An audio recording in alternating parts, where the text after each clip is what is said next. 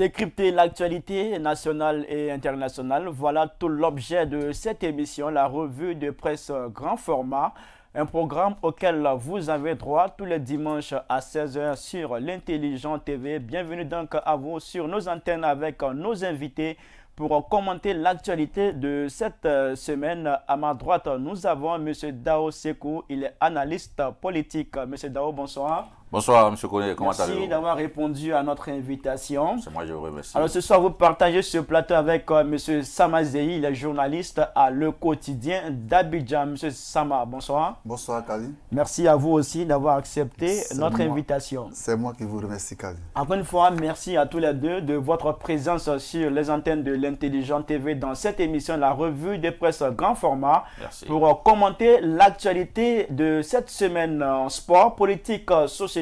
Voilà les domaines qui seront visités dans cette émission. La situation à la Fédération ivoirienne de football va nous intéresser avec la fixation au 23 avril 2022 de l'élection du nouveau président.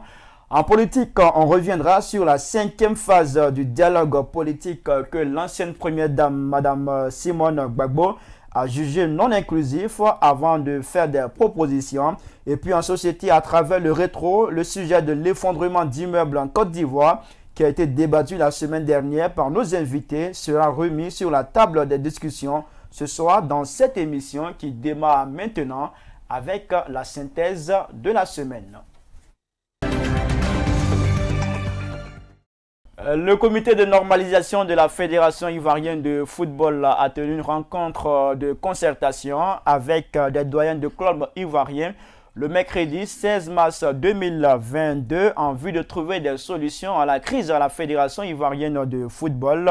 En attendant donc son adoption au cours d'une assemblée générale extraordinaire le 5 avril 2022 prochain, le nombre de parrainages a été fixé à 500 catégorisations. Quant à l'organisation de l'élection, elle est prévue le 23 avril 2022. Alors messieurs, on commence d'abord avec vous, monsieur Dao. Comment vous appréciez cette nouvelle donne à la Fédération ivoirienne de football? Je pense que d'abord, elle est salutaire, cette nouvelle donne. Cela va permettre, dans une certaine mesure, de tempérer les ardeurs des uns et des autres. Vous convenez avec moi que la situation au sein de la FIF était très délétère. Il y a eu beaucoup de crises, il y a eu beaucoup de choses qui ont été dites. Cela a pratiquement plombé l'élection du président de la FIF. Donc je pense que les nouvelles dispositions qui ont été prises sont salutaires, puisqu'elles permettront à tout un chacun de se présenter. Mais je pense que je viendrai par la suite sur les raisons qui ont amené ce blocage au niveau de la FIF. Sama Zeyi. Oui, comme l'a dit tout à l'heure M. Dao, ce feuilleton sportif, on espère qu'il prendra fin. Mais moi, je mets encore des réserves parce qu'à plusieurs reprises, on avait annoncé ces élections. Et aujourd'hui, on nous annonce que le 23 avril, Dieu merci, ce feuilleton va prendre fin. Donc, on attend d'abord parce qu'il y a eu beaucoup de reports. En décembre, cette élection devait avoir lieu. Et jusqu'à présent, il n'y a pas eu d'élection. Et à la sortie de cette dernière Assemblée générale, on nous annonce que le 23 avril, ce feuilleton sportif va prendre fin pour que le football ivoirien puisse vraiment venir sur les bons rails. Est-ce que ce feuilleton va véritablement prendre fin le 23 avril? Est-ce qu'il n'y a pas de risque de report encore de cette élection? Parce qu'on sait, la FIFA avait demandé 4 parrainages sans catégorisation. Et là, c'est une proposition de 5. Il y a un décalage entre ce que la FIFA a dit et ce qui est proposé par les clubs ivoiriens. Bien, merci bien Khalil.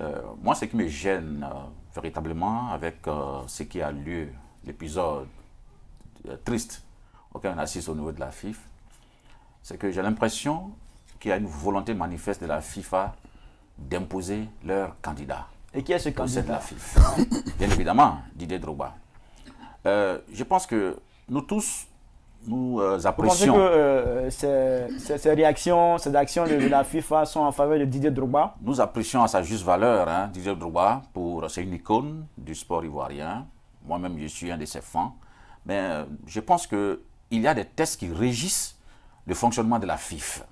Et ces textes-là ont été appliqués à toutes les élections qui ont vu les différents présidents de la FIFA se succéder. Et comme par enchantement, cette année, Didier Drogba est candidat, on trouve à redire sur les tests qui régissent cette même FIFA. Cela crée forcément une suspicion et qui est de nature à jeter même le discrédit sur la FIFA. Donc, je pense que tout icône qu'il soit, il faut que chacun de nous puisse se plier aux tests qui régissent notre organe, en l'occurrence la FIFA. Or, lorsque vous regardez le mode opératoire, le modus operandi de la FIFA, on sent qu'elle veut imposer un schéma qui puisse permettre à leurs candidats, entre guillemets, de pouvoir postuler.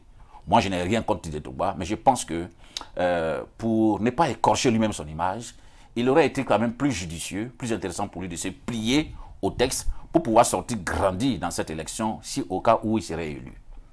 D'accord, c'est bien compris. Alors, Sama Zehi, comment vous appréciez ces propos de Dao Sekou qui estime que ces actions de la Fédération internationale de football et associations visent à positionner un candidat à la personne de Didier Drogba? Quand M. Dao affirme que la FIFA avait imposé Didier Drogba à la tête de la Fédération ivoirienne de football, moi, personnellement, je suis un peu gêné. Parce que, comme on l'a dit, la FIFA, dans son article 5, est tenue à respecter les directives de la FIFA et de la CAF et de l'UEFA. Donc, s'il y a eu, comment dirais-je, moi je peux dire des cafouillages au niveau de la FIFA, si la FIFA envoie des directives pour que nous sortions de ce feuilleton sportif, moi je pense qu'il n'y a pas lieu de dire qu'on veut imposer, comment dirais-je, un leader, parce que comme on a dit, un candidat à la tête de la FIFA. Seulement à ce sujet, moi je ne suis pas satisfait de ces propos. Alors, mais la FIFA avait demandé 4 parrainages, mais là, quand les clubs se sont réunis avec Mme Dao Gabala, il y a une proposition de 5 parrainages qui a été faite sans catégorisation. Il y a un décalage. Il y a eu un décalage. Est-ce que la directive de la FIFA n'est pas encore respectée? Est-ce que si elle a adopté, la FIFA ne va pas venir encore demander qu'il faut repartir à l'Assemblée générale pour... Non, du moins que la date a été fixée le 23 avril. Monsieur Khalil, il y a eu un problème à la FIFA. Les gars sont assis et ils ont analysé. On a vu que voici un problème, comment dirais-je, qui bloque l'élection. Donc la FIFA, qui est l'organe suprême du football international, voit qu'il y a un problème. Donc il peut intervenir pour dire que non, l'élection à laquelle vous allez participer, voici un point qui bloque l'élection. Donc nous pouvons enlever ce point et, comment dirais-je, aller à l'élection du président de la FIFA. Et non pas pour, comment dirais-je, donner la FIFA, comment les gars prétendent le dire, nommer Didier Drogba entre guillemets à la FIFA. Il y a eu un problème qui bloque l'élection. Donc la FIFA, qui est l'organe suprême du football, comme je l'ai dit, international, voit ce problème et arrange ce problème et tout le monde va à l'élection. C'est comme ça, moi je vois, comment dirais-je, ce problème de la FIFA. D'accord, Dao Sekou, vous voulez réagir? Oui, bien évidemment. Moi je dis, sortons des émotions. Les élections de la FIFA ont toujours fonctionné avec cette catégorisation au niveau du parrainage. Dieng Ousseynou a été élu avec ces mêmes textes. Idriss Diallo a été élu avec ces mêmes textes. Donc je ne peux pas comprendre qu'à un moment donné où Didier Drogba manifeste son désir d'être candidat, la FIFA trouve que ces textes posent problème. Non. La FIFA estime que ça écarte des candidatures. Non, mais puisque ça a toujours fonctionné de la sorte, cette catégorisation a toujours existé. Ce n'est pas parce que Didier Drogba a manifesté son désir d'être candidat qu'on lui a imposé ces règles. Parce qu'il faudrait qu'on parte sur les faits. Hein. Moi, j'aurais soutenu la démarche de la FIFA si l'AG avait décidé, par exemple, Manu Militari, comme Didier Drogba est candidat, il faut catégoriser les parrainages. Monsieur Dao, cette position de la FIFA ne permet pas seulement à Drogba d'être candidat. Oui, je le sais. Même vous pouvez être candidat. Oui. Sama peut être candidat. Oui, non. Moi, je suis candidat. Moi, c'est qui me Alors, gêne. pourquoi dire que cette décision de la FIFA est faite pour arranger Drogba Didier? Parce que ça donne l'impression que la FIFA veut soutenir coûte que coûte un candidat. Alors qu'on n'a pas besoin de ça. Didier Drogba, il a les moyens véritablement de gagner les élections au niveau de la FIFA. Il n'a pas besoin de coups de pouce de qui que ce soit. Parce que le danger de cette démarche de la FIFA risque de jeter, comme je le disais, le discrédit même sur la FIFA. Au cas où Didier Drogba est élu dans ces conditions-là, il lui sera très difficile de mener à bien son programme de gouvernement de la FIFA. Parce qu'il aura réussi l'exploit de se mettre à dos tout un parterre d'individus qui vont forcément les combattre sur le terrain. Or, il faut éviter cela. Moi, j'estime que Didier Drogba, c'est un grand joueur. Il a un carnet d'adresse bien fourni, comme le dit. C'est une icône du football ivoirien. Il peut gagner ces élections sans donner l'impression qu'il atteint un coup de pouce de l'instance suprême qui est la FIFA. Moi, c'est ce qui me gêne dans la démarche. Moi, ce que je voudrais dire au niveau des propos du grand frère Dao, s'il peut mettre au même niveau de l'actualité, cette affaire de FIFA, à tout il faut sur les tests, je suis d'accord avec lui, mais cette affaire de parrainage, depuis la création de la FIFA, est-ce que ça existait? Mais bien sûr. Les parrainages. Ça existait dans les années antérieures? Idriss Diallo, oui, bien sûr. Idriss Diallo a été élu avec le même système de parrainage. Mon frère, jeune frère, avec le même système de parrainage, le même système. Donc, voilà pourquoi moi, ça me gêne un peu. Parce que ça donne l'impression, je dis toujours, ça donne l'impression que la FIFA veut user d'artifice pour imposer quelqu'un. Et là, c'est pas bien. Parce que Didier Drogba peut gagner ces élections sans le coup de pouce de quelqu'un. Voilà. Monsieur Zamar, pour vous, la catégorisation, ça pose quel problème exactement? Moi, la catégorisation ne pose pas de problème. Parce que les candidats, les deux sont lancés. Si les deux autres candidats se font confiance, quel que soit même les directives de la FIFA, et ils se font confiance d'être à la tête de la FIFA, il n'y a pas de problème qu'on aille aux élections. Mais quel que soit même le nombre de parrainages, vous me comprenez, Khalid, quel que soit le nombre de parrainages, les deux sont ouverts, bon, d'accord, les trois candidats sont sur liste, on va voter, c'est qui met une campagne et il est élu. Mais ne nous abusons pas sur le système de parrainage pour dire que non, la FIFA veut nommer, comment Didier Drogba à la tête. Quand je vois les gens dire ça, c'est trop dit pour une Côte d'Ivoire de football. Ça donne l'impression. Et c'est ce qui n'est pas bon. C'est une impression, mais oui, non, mais ça donne l'impression. Non, mais vous savez, on n'est pas dupes. Nous ne sommes pas dupes. Pourquoi la Côte d'Ivoire a toujours fonctionné avec les élections de la FIFA? Il n'y a jamais eu cette cristallisation des débats au niveau de la FIFA. Mais pourquoi, pour une fois que l'icône est candidat, on assiste à tout ce branle-bas au niveau de la FIFA? Il y a forcément des questions qu'on doit se poser. Qu'est-ce que la FIFA recherche véritablement? Et là, moi j'ai toujours dit, cela risque vraiment de plomber véritablement le travail de notre frère Didier Drogba, que j'aime bien. Ça, il faut que je le précise. Je n'ai rien contre Didier Drogba. Moi, c'est un monsieur que j'estime beaucoup. Il a beaucoup apporté au football ivoirien. Mais j'ai dit, cette façon de faire donne l'impression qu'il y a un agenda caché de la FIFA qui veut imposer un candidat à la tête de la FIFA. Je voulais qu'on parle un peu de ce parrainage. La FIFA demande 4. Les clubs se sont réunis avec Daouda Bala et il y a une proposition de 5 qui est sortie. Est-ce que ça n'a pas posé problème? Oui, ça peut poser problème, puisque la FIFA, qui est l'instance demande 4. Demande 4. Bon, l'AG qui est souveraine demande 5. Bon, on peut aller aux élections, mais mon inquiétude c'est quoi? Mon inquiétude c'est que si aux élections, le candidat de la FIFA n'est pas élu, la FIFA peut remettre en cause ce parrainage-là pour dire reprendre les élections. Donc voilà pourquoi j'ai dit, il faudrait qu'on trouve un truc consensuel pour éviter encore qu'on arrive encore à un report. Et ce truc consensuel, c'est quoi? Il faudrait que tout le monde soit unanime, bien évidemment, en accord avec la FIFA. Parce que, comme tu l'as dit, moi, c'était mon inquiétude. La FIFA demande 4, oui. Les présidents demandent 5. La FIFA va observer de loin. Et elle peut, au final, décider que les élections ont été faussées dès le départ parce que les barrières n'ont pas été respectées et remettre tout en cause si, éventuellement, les pions ne passent pas. Alors, même au départ, la FIFA ne peut pas laisser au bout de cette élection. Parce que ce sont quand même des moyens qui sont mis à organiser cette Assemblée générale. Dès le départ, si les conditions ne sont pas réunies, la FIFA fait directement agir pour dire que non, faisons telle chose pour que l'élection puisse se réussir. Mais moi, je voudrais revenir un peu sur les propos du grand frère Dao. Quand j'entends dire le candidat de la FIFA, c'est trop dit.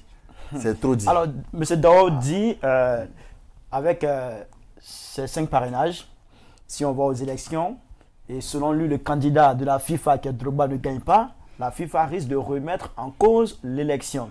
Alors, partant de ce qu'il a dit, les clubs ont décidé le mercredi d'adopter un parrainage de 5. La FIFA n'a pas encore réagi jusqu'à ce jour. Exactement. Pourquoi? La FIFA n'a pas encore réagi parce que... Alors que la FIFA a demandé 4. La FIFA vient de sortir, comment dirais-je, la FIFA vient d'organiser une assemblée générale. Alors que, comme vous l'avez dit, la FIFA a demandé 4 parrainages et les clubs ont... Les clubs proposent 5. Ils ont proposé 5. La FIFA n'a pas encore réagi. La FIFA n'a pas encore réagi. C'est une proposition. On a le comité de normalisation qui va rendre compte à la FIFA que non, vous avez proposé 4 parrainages, mais aujourd'hui des clubs ivoiriens, nous avons proposé 5. Donc on attend que la FIFA réagisse. On attend que la FIFA réagisse pour voir ce qui a lieu. Donc directement, nous ne pouvons pas aller en besoin pour dire que non, la FIFA veut pousser tel candidat, tel candidat. Moi, je peux dire qu'à la fin de cette élection, comment dire, si la FIFA reste muette qu'à la fin de cette élection, je pense qu'on ne peut pas aller crier encore pour dire que cette élection, elle n'est pas juste. C'est ce que moi je voudrais dire. Moi, j'aurais été très serein si la FIFA elle-même était crédible. Mais la FIFA n'est pas crédible. La FIFA, c'est une mafia. Tout le monde le sait. C'est un secret des polichinelles. Tout le monde sait comment la FIFA fonctionne. Et donc, lorsqu'on a en face de soi une instance qui elle-même porte les germes du banditisme à grande échelle, il y a de quoi s'inquiéter. À vous entendre parler, on a l'impression que vous n'avez pas apprécié du tout le courrier de la FIFA. Non, moi, le courrier, non. Je parle même du fonctionnement même général de la FIFA. Parce que c'est une mafia, il faut dire les choses telles qu'elles sont. Nous, il y a beaucoup d'attitudes que la FIFA a posées qui portent un préjudice sur la crédibilité même de l'organisation. Nous avons vu comment Jacques Anouma a été écarté lors des élections au niveau de cette instance. Nous avons vu également comment Mosepe a été élu à la CAF avec selon les rouages de la FIFA. Donc, nous savons tous que c'est une mafia, entre guillemets, qui contrôle pleinement le football mondial. Donc, lorsqu'on a en face une mafia pareille comme la FIFA, eh ben, il y a de quoi s'inquiéter parce qu'elle va forcément imposer sa vision aux uns et aux autres. C'est clair et net. Donc, à comprendre, M. Dao, comme la FIFA est une mafia, et selon lui que la FIFA a déjà un candidat en Côte d'Ivoire, donc la FIFA non, désormais... Non, si la FIFA a un candidat en Côte d'Ivoire, ça donne l'impression que la FIFA veut nommer un candidat. Donc si votre rêve se réalise, on dirait que la FIFA aussi en Côte d'Ivoire serait une mafia parce qu'elle est aussi de la FIFA. Mais moi, je n'arrive pas à comprendre. Pourquoi aujourd'hui le problème de Didier Drogba à la FIFA, l'élection pose problème? Pourquoi? Non. Parce qu'aujourd'hui, je veux dire, on a besoin tous, cet ancien groupe. On a vu comment ils ont joué le football, comment dirais-je, en Côte d'Ivoire. Il faut le dire. Il faut le dire. Alors, donc si on veut avoir une nouvelle tête à la FIFA, que tout le monde veut Didier Drogba à la tête de, comment dirais-je, de la FIFA, moi, pour moi, je voudrais qu'on parle d'élection, mais ne parle pas de mot nomination pour dire que non, ce mot me gêne un peu parce que je pense que ce n'est pas la FIFA qui va venir voter en Côte d'Ivoire. Oui, ce n'est pas la FIFA. Oui. Donc ne dites pas qu'un gamin que la FIFA, vous avez l'impression que la FIFA vient nommer. Monsieur Dao, vous avez un problème avec la légitimité de la candidature de Drogba? Non, aucun problème. Pourquoi? C'est un Ivoirien, c'est un joueur, il veut apporter beaucoup à son pays, c'est normal. Mais je vais caricaturer ça autrement. Je vais sur le plan politique. Ce qui se passe à la FIFA. C'est comme par exemple, vous prenez un candidat politique qui veut être président de la Côte d'Ivoire, qui a un carnet d'adresse bien fourni, qui est connu dans le monde entier comme vraiment un homme très puissant, très célèbre, et qui vient en Côte d'Ivoire pour être candidat aux élections présidentielles de Côte d'Ivoire. Et la Constitution l'en empêche. Il ne respecte pas certaines clauses de la Constitution.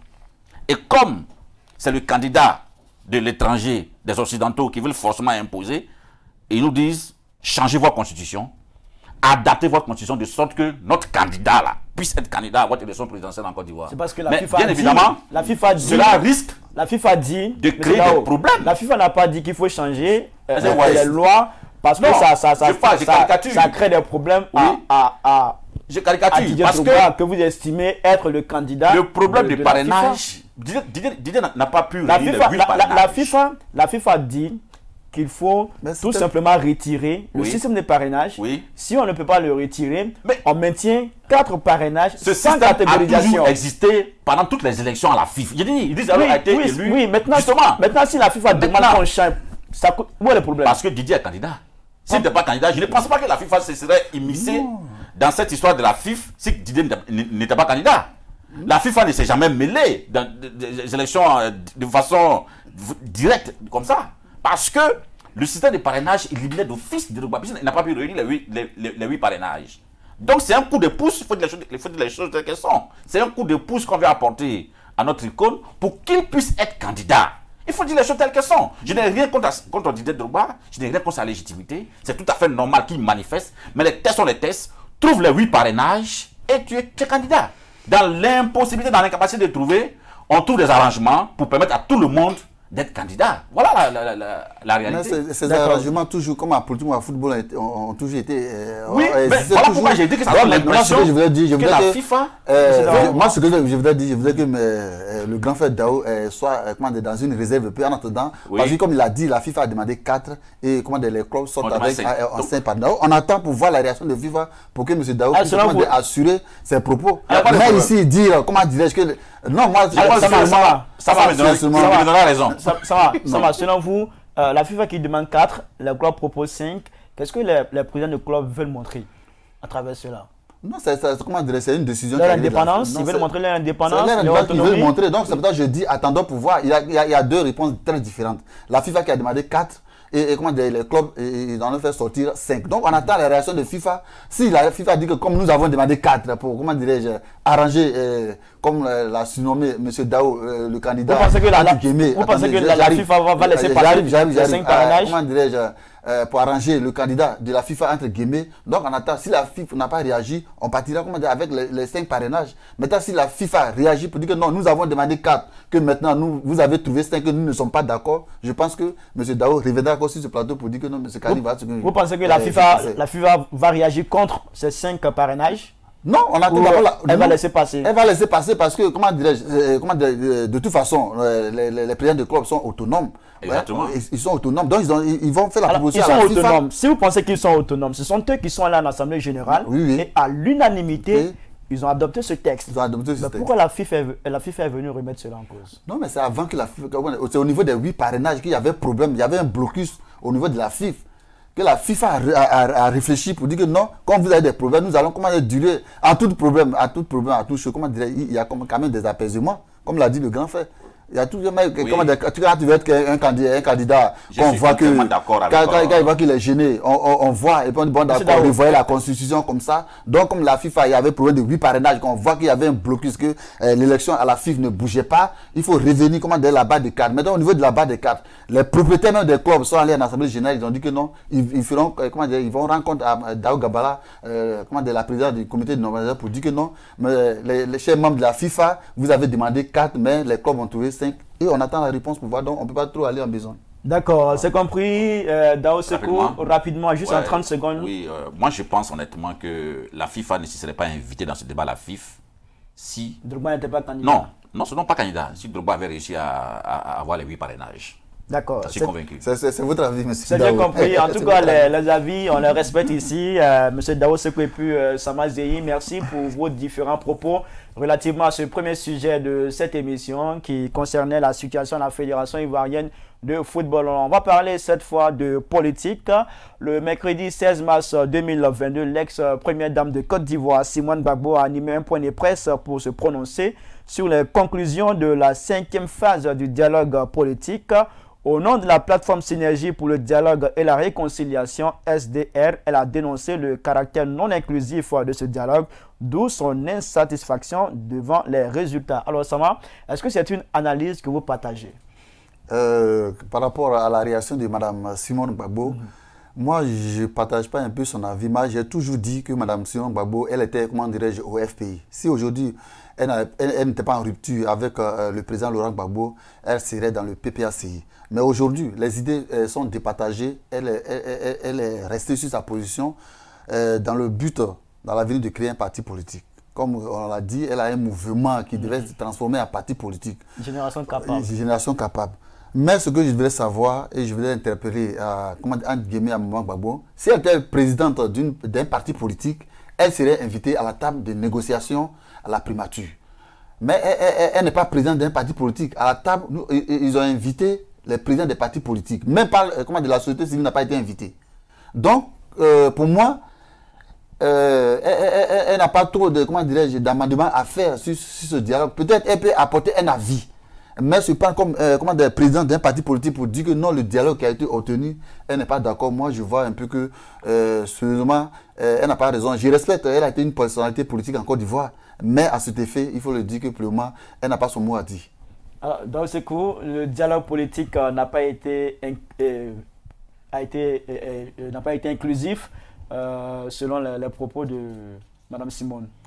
Bon, ça n'engage qu'elle, hein. Ça n'engage qu'elle. Je pense que ce sont les cris d'orfraie de quelqu'un qui est frustré. C'est tout à fait normal.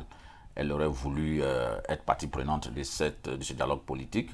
Malheureusement, la mettre à l'écart est comme une sorte d'humiliation, une sorte de frustration pour elle, vu son lourd bagage politique. Et donc, à travers sa sortie-là, c'est un cri de cœur, c'est un cri de frustration qu'elle lance. Sinon, dans les faits, le dialogue politique a été inclusif. Il y a eu des la société civile a été invitée, la société civile, pas toutes, mais des éléments de la société civile ont été invités, et puis c'est les partis politiques. Et il faut dire que également le gouvernement a son agenda. Le gouvernement a des critères sur lesquels il se base pour inviter les gens au débat. Donc Simone Gbagbo, c'est vrai, elle a été une grande combattante, une grande politicienne dans ce pays, tout le monde est unanime là-dessus, mais le fait qu'on ne l'ait pas invitée à ce débat-là répond à certains critères véritablement qui étaient contraires à ce qu'elle réunissait. Donc le gouvernement a appelé ceux qui pensaient être présents à cette réunion. C'est vrai, elle n'a pas de parti politique, mais c'est quand même une grosse figure politique de ce pays. Mais il y a beaucoup de grosses figures politiques en Côte d'Ivoire. Je pense qu'il y a des critères. Si on ne fonctionne pas selon les tests, ça me ramène encore au niveau de la FIF. Ici, on ne fonctionne pas selon les FEF et selon les textes. Ça crée un désordre. Hein. Ça crée un désordre partout. Parce que là, chacun peut se lever de son coin pour dire bon, il faut qu'on m'invite au dialogue politique. Alors qu'il y a des critères du choix qui s'opèrent. Et c'est sur cela que le gouvernement fonctionne pour appeler les gens au débat politique. Donc je pense que Maman Simone n'a pas à se fâcher.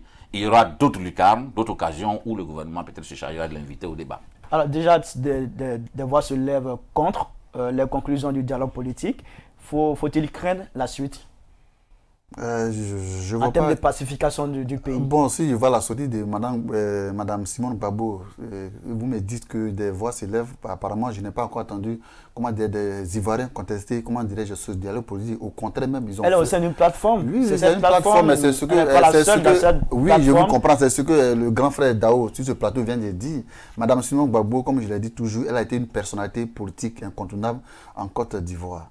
Vous me comprenez? Mais je te dis que si elle était présidente d'un parti politique, même si son mouvement Génération Kaba qu'elle a créé, aussitôt, elle pouvait être invitée à la table d'honneur. Mais inviter, comment dirais-je, les partis politiques à la primature repose sur des critères. Donc, elle n'a pas été admise, comment dire, à la table de négociation. Donc, pour moi, elle peut quand même suggérer, faire une conférence de presse que je voudrais que ce dialogue puisse comporter certains points. Mais justement, c'est levé pour dire que non, je ne suis pas contre les conclusions de ce dialogue. C'est un peu aller, ramener un peu les Ivoiriens dans le doute. Parce qu'aujourd'hui, il faut le noter, les Ivoiriens sont fatigués de toutes ces crises, ils veulent aller à la paix.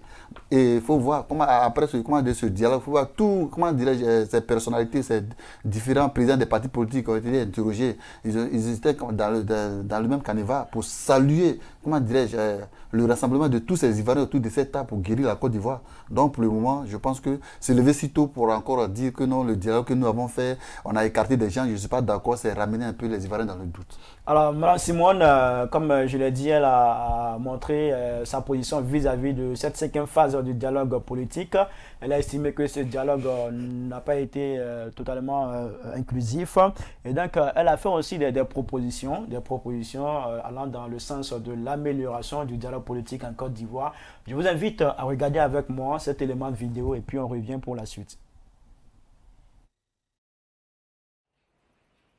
En revanche, nous proposons la création de deux organes. Une nouvelle CEI qui serait constituée de personnalités neutres, c'est-à-dire de personnalités non partisanes.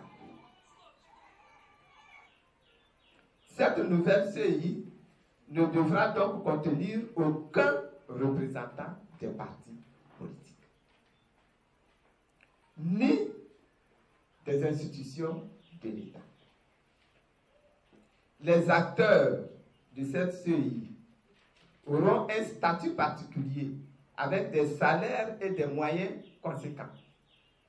Toutes choses qui garantiront leur indépendance vis-à-vis des partis et des autorités politiques et administratives.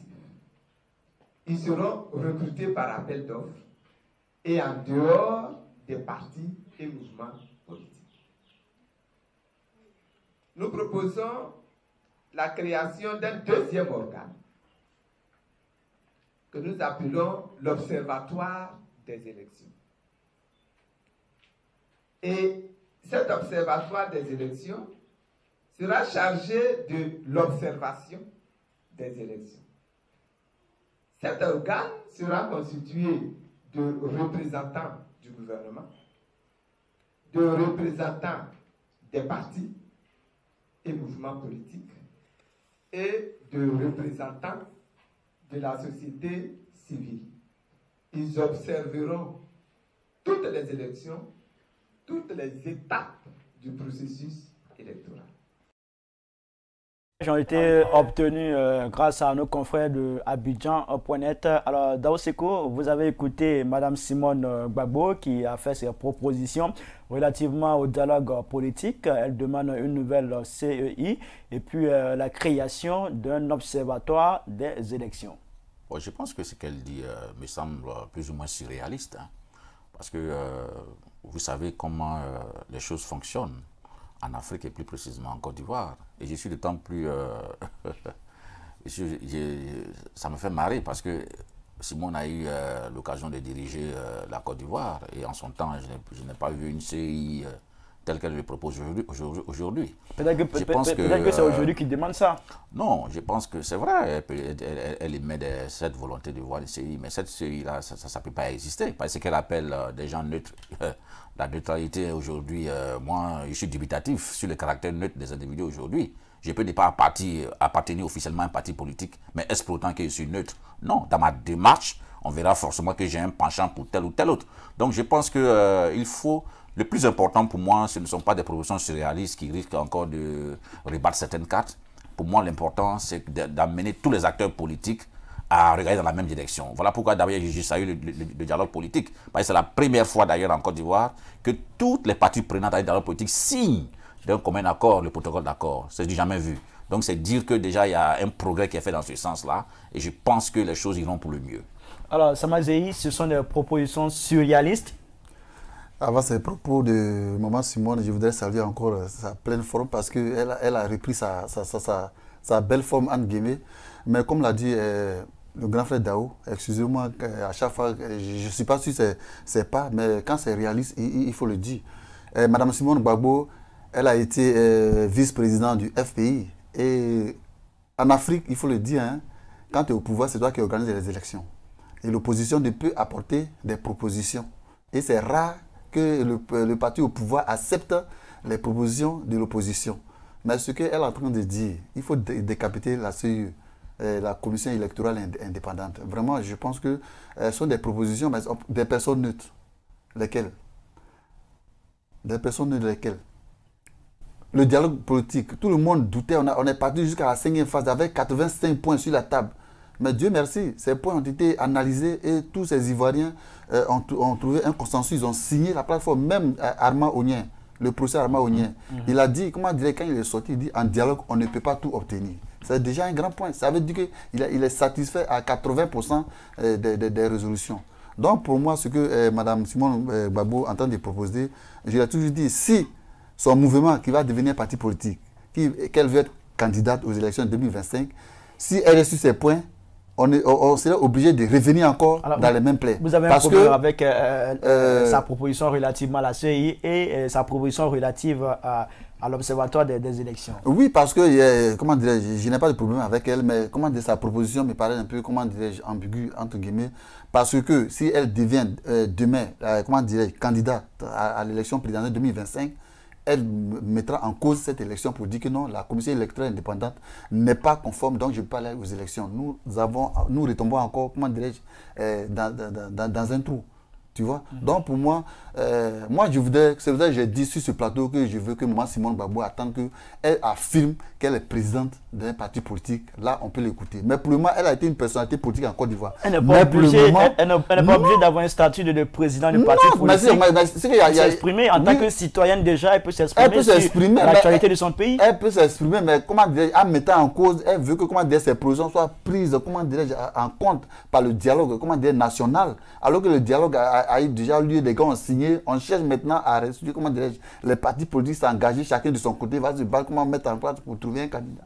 Et elle vient encore pour dire que non, la commission électorale, il faut la décapiter, donner à des personnes neutres, vraiment, je pense que M. Khalid, c'est encore un problème qui arrive à l'horizon. Alors, dans ce coup, l'Observatoire des élections, c'est quand même bon ça. Oui, c'est une proposition louable, c'est tout à fait normal qu'elle émette cela, un observatoire dont le rôle sera primordial, sera d'abord de veiller sur la crédibilité des élections. C'est tout à fait, c'est de bonne guerre. Mais moi, ce que je voudrais dire, vous savez, depuis la mort de Houphouët-Boigny en 1993, la Côte d'Ivoire a connu un cycle de violence infernale. plus de 30 ans de violence. Ça nous a envoyé notre premier coup d'État en 1999, ça nous a envoyé notre première rébellion en 2002, avec tout ce que nous savons déjà comme victimes et autres. Aujourd'hui, grâce à Dieu, les choses sont en train de se rétablir. Aujourd'hui, le président Ouattara, avec les leaders de l'opposition, notamment Laurent Gbagbo et Bédié, avec tous les autres pour qui j'ai beaucoup de respect, ils sont en train de trouver aujourd'hui un consensus pour apaiser la situation. Aujourd'hui, quand vous regardez la Côte d'Ivoire, vous sentez qu'il y a un apaisement. Que vous soyez de l'opposition, du parti au pouvoir, qu'il y a un apaisement. Et cela est dû au fait, cela est dû quand même à l'intelligence du président de la République et des leaders de l'opposition. Parce que une seule hirondelle ne fait pas le printemps. Donc, dans cette dynamique d'apaisement, moi je souhaiterais que tout le monde accompagne le président et les leaders de l'opposition pour ne plus que nous retombions encore dans ce que nous avons connu dans le passé, avec toutes ces conséquences de victimes et morts. Je voudrais ajouter quelque chose en 30 secondes pour dire que cette commission électorale indépendante quand même comporte, comment dirais-je, des personnalités issues de l'opposition. Par exemple, le vice-président de la commission électorale, qui était le ministre de la Défense de Laurent Gbagbo. Il faut voir. Donc, quand même, il y a des exemples. Mais ce que elle demande des personnes neutres. Mais, comment dirais-je, depuis un moment, le vice-président, il est devenu une personne neutre parce qu'il ne fait plus d'activité politique. Exactement. Donc, c'est un exemple à suivre. Mais moi, ce que je vais emboîter le pas, je vais revenir sur les pas du grand frère Dao pour dire que non, la Côte d'Ivoire a trop souffert. Donc, actuellement, les enfants doivent s'asseoir. Et parce qu'on ne peut pas aller, comment dirais-je, de question en question, de question en question. À chaque fois, de ces questions vont devenir de nouvelles réponses, comme le disait un philosophe, tu vois. Donc, vraiment, on a assez eu des problèmes. Il faudrait que les Ivoiriens s'asseyent, pour trouver... Alors, vous parlez de paix, de quiétude dans le pays. Simone estime que les recommandations qui ont été faites à l'issue du dialogue politique ne sont pas de nature à favoriser la paix durable en Côte d'Ivoire. Non, c'est son avis, mais moi je dis qu'au sorti de ce dialogue, la presse écrite, l'audiovisuel, la presse internationale en a parlé pour dire que non, ouf, la Côte d'Ivoire, c'est une nouvelle route, c'est déjà un bon pas. Pour tous ces leaders, même l'opposition, ils ont tenu à se prononcer sur ce dialogue pour dire que non, en tout cas, nous avons eu des avancées très vraiment intéressantes. Et je reviens encore pour dire que le professeur Armand Ognon, EDS, qui a exprimé qu'en dialogue, on ne peut pas tout obtenir, mais en tout cas, sortant de ce dialogue, c'est un bon pas. Il faut quand même accepter cela et on va aller vers une sortie de crise définitive. Donc il n'y a pas urgence en ce moment de faire une nouvelle CI. Non, il n'y a pas urgence. Moi je pense qu'il faut féliciter Kubert. Il a dirigé des mains de maître cette CI. Nous sommes allés aux élections législatives avec pratiquement tous les partis politiques qui avaient des candidats.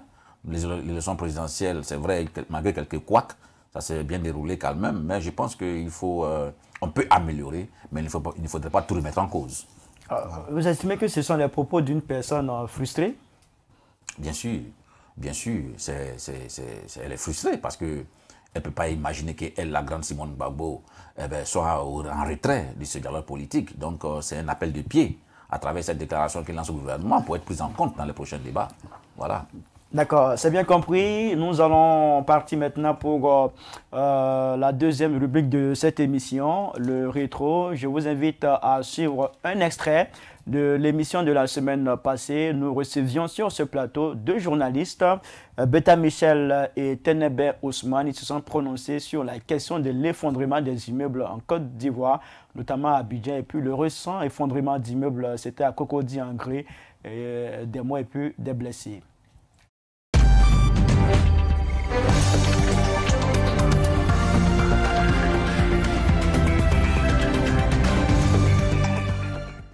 Je sais pas, tu peux plus t'assurer qu'il a respecté effectivement les normes pour la construction et l'immeuble s'achève comme ça.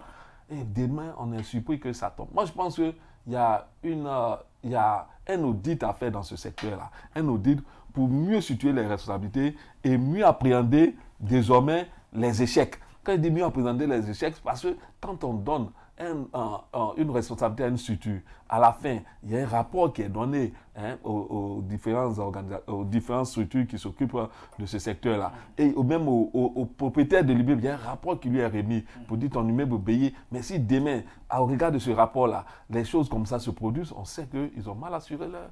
Ça a été d'abord un grand bonheur pour nous à l'avenir d'apprendre que déjà, des gens ont été mis aux arrêts. mais il faut que des condamnations s'en suivent.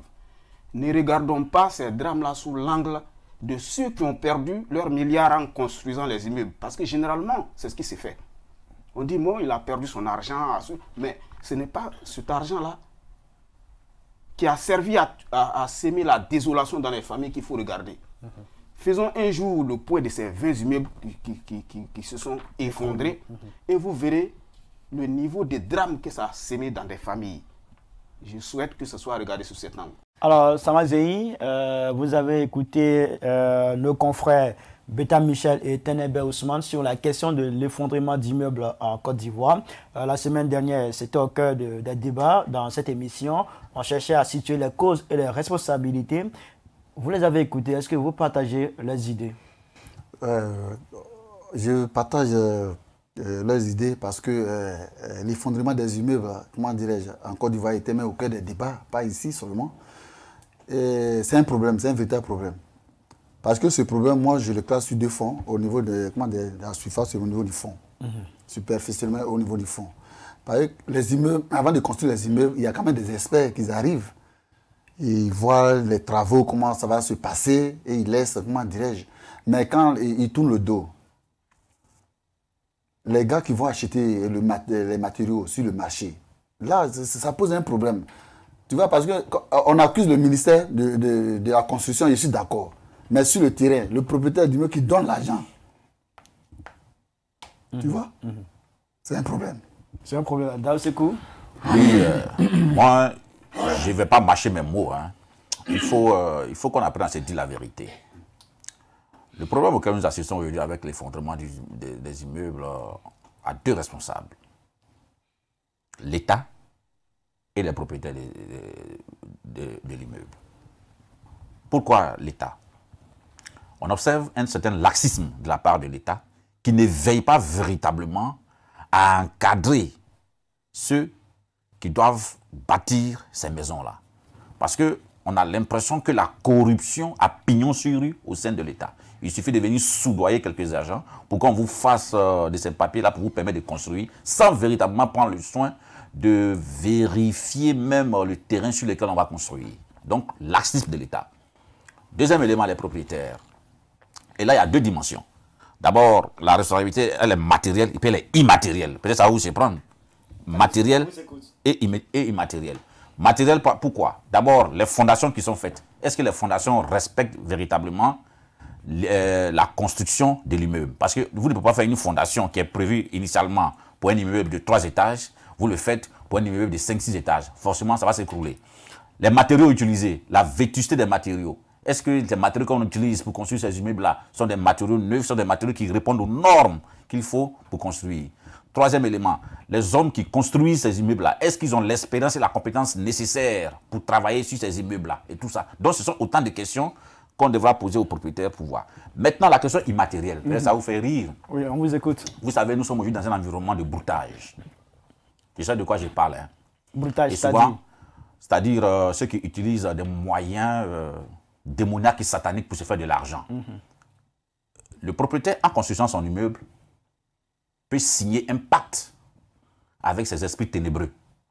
Et il sait au fond de lui-même que cet immeuble-là va s'écrouler par rapport aux victimes parce qu'il doit livrer du sang à ses fétiches. Ça se fait. Ça se fait dans le milieu du transport, ça se fait au milieu de la maison. Mais là, c'est immatériel. Les gens n'en parlent pas trop. Mais il va falloir creuser pour comprendre véritablement. C'est pour cela que je profite de votre micro pour exhorter les uns et les autres à véritablement se renseigner sur les propriétaires des maisons dans lesquelles ils vont habiter. Parce qu'il y a beaucoup de propriétaires qui signent des pactes sataniques et démoniaques.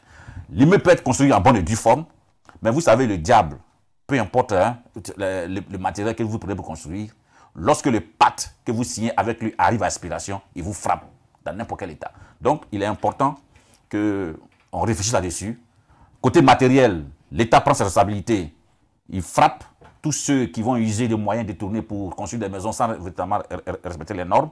Et côté immatériel également, là, chacun de nous se renseigne véritablement sur le propriétaire. Est-ce qu'il est sain pour que chacun de nous puisse habiter dans la maison sans risque de mourir? Alors, ce côté immatériel, vous le voyez aussi? Oui, ce côté immatériel, c'est important parce que construire un immeuble, il faut avoir quand même des matériaux, du matériel, de l'argent. Surtout, parce que quelqu'un qui veut construire un immeuble R plus 7, il faut imaginer, il faut quand même débourser assez d'argent. Mais cet argent est dispatché, il faut aller, parce que pour construire un immeuble à partir de R plus 4, il faut avoir quand même les barres de fer à partir de 14 à 18, mais tu vas partir, ils vont prendre les barres de fer de 6.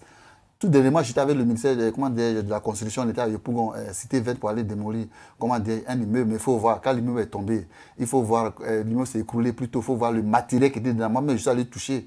Mais quand même, comme l'a dit le grand frère Dao, le ministère de la construction doit doubler beaucoup d'efforts de vigilance. Parce que, quelque part, comme l'a dit, les responsabilités sont partagées. Le gars va venir, va faire le devis de l'immeuble, les faits qu'il faut, mais dès que les agents tournent le dos, c'est le marché noir. Comment on peut construire un immeuble R plus sur un marché noir? Tu vois, donc vraiment ça pose un problème. Il y a une diagnostic qu'il faut faire. Tu vois, M. Khalid, c'est vraiment important. Et on a écouté Beta qui dit qu'il faut faire un audit dans ce secteur-là. Mais bien sûr, il faut le faire parce que ça va contribuer. L'audit aura le mérite de réduire le nombre de corruptions, comme j'ai dit, qui a pignon sur lui dans ce domaine. Vous savez que le domaine de l'immobilier est un secteur très rentable. Donc les gens sont prêts à toutes sortes de compromissions pour se faire des sous, sans tenir compte même de la vie des uns et des autres. Donc il va falloir véritablement qu'on fasse un audit pour épurer un tant soit peu ce milieu-là, pour que les gens crédibles, des gens compétents puissent avoir véritablement le droit de construire. Et même, comment dirais-je, pour revenir sur cela, à Trècheville même, avant le drame, il y avait un immeuble de R plus 10 qui était en train de construire. L'immeuble, comment dirais-je, à la fondation ne supportait pas, comment dirais-je, les fondations de R plus 10. Le gars avait construit R plus 2 et on apprend qu'il veut maintenant augmenter à R plus 2. Quand j'ai posé la question à un agent du ministère, il dit non, ils vont renforcer le matériau. Mais est-ce que la fondation d'un immeuble initial de R plus 3 peut supporter comment dirais-je, R plus 10? Ce que vous dites là, c'est impossible. Et souvent, et je reviens avant de vous dire, et souvent, les agents de permettez-moi, avant d'aller plus loin, vous avez demandé à quelqu'un du ministère qui dit qu'ils vont renforcer avec le matériel, les matériaux. C'est grave ça. C'est grave. C'est grave. Et la question, ça sent la corruption. Il y a une complicité. Et je suis resté sur ma faim. Et souvent, on va des écritures, ministère de la construction et du logement, en rouge à détruire. Et tu vois le lendemain, et comment dirais-je, la maison est finie. Ou bien l'immeuble est achevé. Bon, en tout cas, le problème, c'est un problème. C'est un problème. En tout cas, il faut que l'État même s'implique et il veille même, comment dirais-je, sur ces agents. Tu vois, les immeubles, on allait à Yopougon pour détruire l'immeuble, le propriétaire, après 2 ans, c'était 2 immeubles. L'immeuble s'est écroulé la nuit. Il y a eu des victimes, une famille, le mari, la maman et son enfant ont péri dans l'immeuble. Et le deuxième immeuble, il fallait que le ministère puisse détruire parce que c'était déjà fissuré. Et l'immeuble est là, et il y a une école qui est là. Et tout ça, vraiment, c'est grave. Tu as vu, c'est grave. Donc, vraiment, c'est un problème, encore une fois, c'est un problème. L'État même là s'implique, comme l'a dit le grand frère Dao, pour résoudre ce problème. Sinon, vraiment, on ira toujours Alors, des victimes. En termes de solutions, au-delà de l'implication de l'État de Côte d'Ivoire, qui est souhaité de tous, qu'est-ce qu'on peut faire? En termes de solutions, c'est simple. C'est-à-dire, tous les propriétaires, à partir de maintenant, qui veulent construire une maison, doivent avoir une autorisation en bonne et due forme et du ministère et de la primature. Mais ils l'ont. Comment? Ils l'ont. Non, pas forcément. Beaucoup ne l'ont pas. Je sais de quoi je parle. Il y a des gens, dès qu'ils ont construit, ils ont leur terrain, ils se mettent à construire sans même l'autorisation du ministère. Ils construisent? Ils construisent. Et puis avec des ouvriers qui n'ont pas la compétence ni la qualification.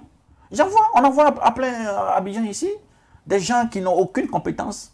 Vous prenez des maçons qui ne savent même pas faire le mélange. Combien de grammes de ciment, d'eau et de sable il faut pour former une brique 10, 12. Non. Aucune notion là-dedans. C'est le ministère qui joue pas son rôle finalement. Mais justement, voilà pourquoi je dis qu'il faut que l'État sévisse. Il faudrait qu'on arrête le copinage. Il faut sévir. En termes de sanctions, d'aucuns appellent à la démission de Bruno Koné, qui est à la tête du ministère. Sous d'autres cieux, le ministre de la Constitution aurait démissionné. Mais comme on est en Afrique, toujours dans la complaisance, bon, il est encore là, il va regarder encore les victimes mourir. Sinon, dans un pays sérieux, ce ministre-là aurait démissionné. Parce qu'on ne peut pas comprendre sous sa tutelle, il y a autant d'immeubles qui s'effondrent. Il y a vraiment des questions à se poser. Selon un bilan que le ministère a fait, il y a eu une vingtaine d'immeubles avant 2020, 9 en 2020, 2 en 2021. Et puis pour cette année 2022, déjà, on a 2 immeubles qui se sont effondrés. Un à Treichville et puis le récent, c'était à Cocodiangré. En termes de solution, comme vous l'avez dit, je voulais proposer, lorsqu'il s'agit des maisons basses, on peut dire qu'en guillemets, il n'y a pas trop de problèmes. Mais lorsqu'on voit qu'il y a quelqu'un qui veut construire un immeuble à partir de R+3, il faudrait que le ministère de la Construction délègue un agent de construction pour veiller sur l'immeuble. Là, en cas de problème, c'est ce monsieur qui va venir répondre, comment dirais-je, à toutes ces préoccupations. Mais ça ne se fait pas. Lorsqu'on dérive le papier, on dit, bon, vous pouvez construire, même le matériau, le fait qu'on prend pour construire l'immeuble, il n'est pas contrôlé, c'est grave. Et voir l'origine de son agent. C'est l'agent satanique ou démoniaque. Il faudrait que le ministère de la Construction veille sur, comment dirais-je, tous ces trucs, bon... différentes étapes de la construction. Dans les grands pays, comment dirais-je, développés, comme l'a dit tout à l'heure le grand frère Dao, le ministre de la Construction, aurait pu démissionner, mais là, moi, j'y mets toujours des réserves. Parce que le ministre, il a quand même, c'est comme un arbre généalogique. Il y a la racine, il y a les troncs, il y a les feuilles. Et puis, comment dirais-je, le ministre est là. C'est comme une pyramide. Il est là, il a des agents. C'est lui le patron. C'est le patron. Donc, il a failli. C'est le patron. Oui, mais c'est le patron. Mais avant de construire, il est toujours au courant qu'il y a un immeuble qui doit être construit, par exemple, à Benjerville. Le ministre peut déléguer quelqu'un, bon, monsieur X, tu es veillé de surveiller ce domaine. Donc, à cas de quelque chose, c'est ce monsieur. Mais quand on dit que, est-ce que c'est bon? Merci monsieur, on ne pourra pas aller plus loin dans cette émission, on va s'arrêter là. On me signale que nous sommes à la fin de cette émission. Merci monsieur Dao d'avoir répondu à notre invitation. Merci monsieur Samazei, journaliste, d'avoir répondu à notre invitation. Merci pour vos différentes analyses sur les sujets qui ont été développés dans cette émission. Merci aussi à vous qui avez pris de votre temps pour suivre cette émission, la revue de presse grand format sur l'Intelligent TV. Rendez-vous dimanche prochain pour une autre édition, toujours sur la même chaîne, l'Intelligent TV. À très bientôt. Au revoir.